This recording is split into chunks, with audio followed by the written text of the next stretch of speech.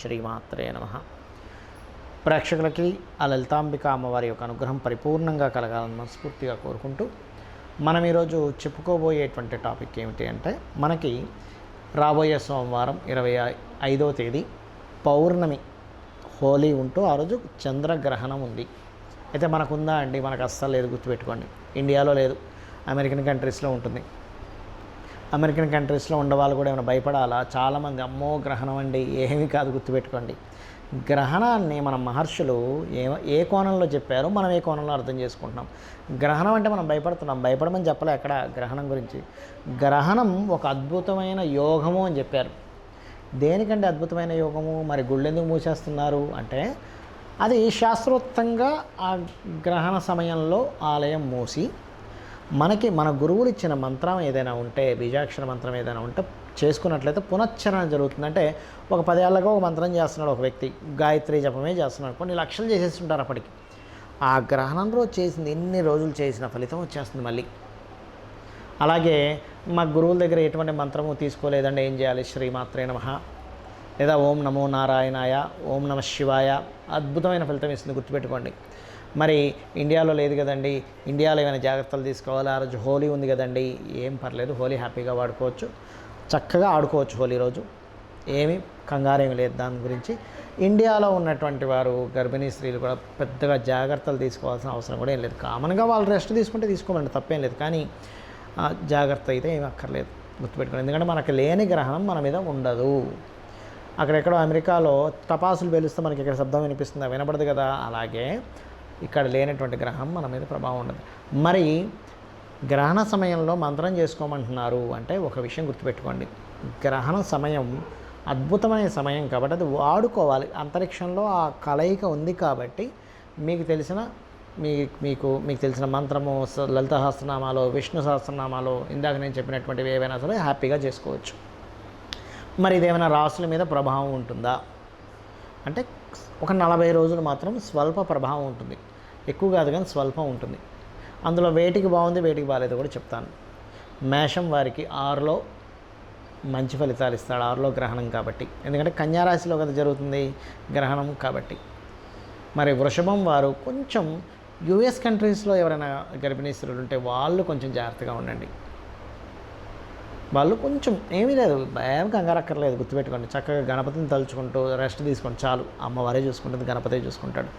వృషభం మిథునం వారు బయట కంట్రీస్లో ఉండేటువంటి వారు వాహనము, గృహము, తల్లిగారి ఆరోగ్య విషయంలో, వాహనం గృహం కొనుగోలు చేసే విషయంలో, తల్లిగారి ఆరోగ్య విషయంలో కించిత్ జాగ్రత్త తీసుకోండి. కర్కాటకం వారు అగ్రిమెంట్స్ రాసే విషయంలో జాగ్రత్త తీసుకోండి, బట్ కర్కాటకం వారికి కూడా మంచిదే, 3లో గ్రహణం మంచిదే, కొంచెం ఈ జాగ్రత్త కూడా తీసుకోండి. సింహం వారు మాత్రం మనీ ట్రాన్సాక్షన్స్ విషయంలో జాగ్రత్త పడండి, ఇవ్వకండి, తీసుకోకండి దయచేసి. అలాగే అదేవిధంగా సింహం వారితో పాటు మీకు కన్యలోనే గ్రహణం పడుతుందిగా, వీరు దానం ఏమి వెళ్ళ కూడా చెప్తాను. ఎందుకంటే కన్యారాశిలో హస్త నక్షత్రంలో గ్రహణం పట్టేటప్పుడు హస్త, దాంతోపాటు మరొక 2 చంద్ర నక్షత్రాలు ఏమిటి, రోహిణి, శ్రవణం, వీరు దానం ఇవ్వాలి. అయితే గ్రహణ సంబంధించినటువంటి దోషమున్నా లేకపోయినా ఇవ్వచ్చా? హ్యాపీగా ఇవ్వచ్చు. ఏమేమి ఇవ్వాలి? బియ్యము, గోధుమలు, ఉలవలు మరియు అదేవిధంగా మినుములు దానంగా ఇవ్వండి. దీంతో పాటు గుర్తుపెట్టుకోండి, నెయ్యి, ఒక గిన్నెలో చక్కగా నెయ్యి వేసి ఇవ్వండి. సూర్య ప్రతిమ, చంద్ర ప్రతిమ వెండివి ఇవ్వచ్చు, చిన్నవి, అదేం పెద్ద కాస్ట్ ఏమి ఉండదు. ఒక నాగ ప్రతిమ. ఏమంటే నేను ఇవన్నీ ఇవ్వలేనండి, నాకు ఆర్థికంగా చాలా ఇబ్బంది ఉంది, ఏమి టెన్షన్ పడకండి. ఇవ్వలేని వ్యక్తిని మీ స్థాయి ఏంటో తల్లి బిడ్డని చూసుకుంటగా చూసుకుంటాడు భగవంతుడు, కాబట్టి ఏం టెన్షన్ పడకండి. ఇవ్వలేనండి, అప్పు చేసి ఇవ్వాల్సిన అవసరమే లేదు, గుర్తుపెట్టుకోండి. చక్కగా కూర్చొని అమ్మవారి స్మరణ చేసుకోండి, రోజు లలిత చదువుకోండి, అమ్మవారే కాపాడుతుంది మిమ్మల్ని, ఆ భగవంతుడు కాపాడుతాడు, గుర్తుపెట్టుకోండి. దీనికి ఏం చేయలేకపోయాను, అమ్మో నా ప్రాణం పోతుందేమో, ఏం టెన్షన్ పడకండి.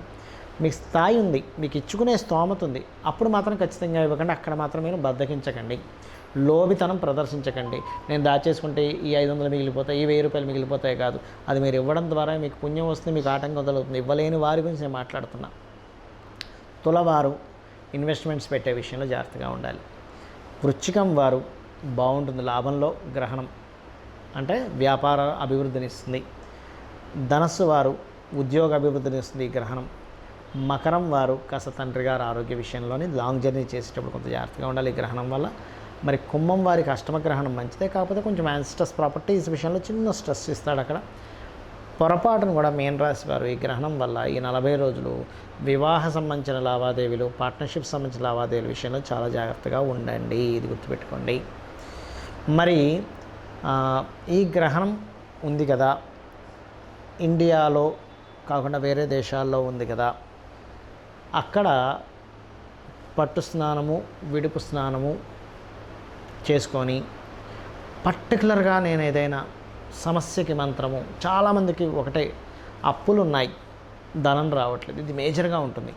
దానికి ఒకటే చెప్తాను, గుర్తుపెట్టండి. ఓం అపర్ణాయై నమః, ఓం సంపత్కరీ సమారూఢ సింధుర వ్రజసేవితాయే నమః. ఇది చేసుకోండి, మీ అప్పులు తీరుతాయి. ఎందుకంటే 6వ స్థానం న్యాచురల్ 6th హౌస్లో జరుగుతున్నటువంటి గ్రహణం ఇది. అప్పు స్థానం న్యాచురల్ 6th హౌస్ అనేది అప్పులు బుధరాశిలో జరుగుతుంది. ఇది ఇలా జరుగుతున్నప్పుడు అప్పులకు సంబంధించిన మంత్రం చేస్తే ఇంకా బ్రహ్మాండంగా పనిచేస్తుంది ఈ మంత్రం అనేటువంటిది. శ్రీమాత్రే నమః.